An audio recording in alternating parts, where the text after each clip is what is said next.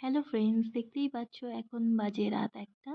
আর এখন আমরা রেডি হয়ে গেছি কালীঘাটে যাওয়ার জন্য। বাই দ্য ওয়ে, আমি অনু, আমার লাইফস্টাইল চ্যানেলে সবাইকে স্বাগত। প্রতি বছর চৈত্র সংক্রান্তির দিন আমরা কালীঘাট থেকে বাঁকে করে জল নিয়ে এসে নেপালগঞ্জের বড়কাছারি মন্দিরে বাবা মহাদেবের মাথায় জল অর্পণ করে থাকি। তো চলো, আমরা বেরিয়ে পড়েছি। আমাদের বাড়ির সামনে বাস এসে গিয়েছে। আমরা বাক কমিটি থেকে ব্যাচ নিয়ে বাসে উঠে গেলাম এবং কিছুক্ষণের মধ্যে পৌঁছে গেলাম কালীঘাট মন্দিরে।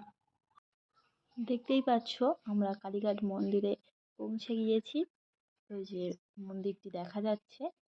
প্রথমে কিছু ফুলের মালা ও ফুল কিনে নিলাম। এরপর গঙ্গা থেকে গঙ্গা জল তুলে বাঘটাকে সাজিয়ে ও পুজো করে নিয়ে মায়ের পুজো দেওয়ার জন্য মন্দিরের দিকে রওনা হলাম। এরপর পূজার ডালা নিয়ে পূজা দিয়ে বাঘ নিয়ে বেরিয়ে পড়লাম বাবা বড়কাছারি যাওয়ার উদ্দেশ্যে।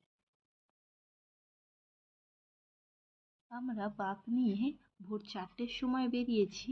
হাঁটতে হাঁটতে সকাল হয়ে গিয়েছে। অনেকটা পথ অতিক্রম করার পর মন্দিরের কাছাকাছি এসে পৌঁছালাম।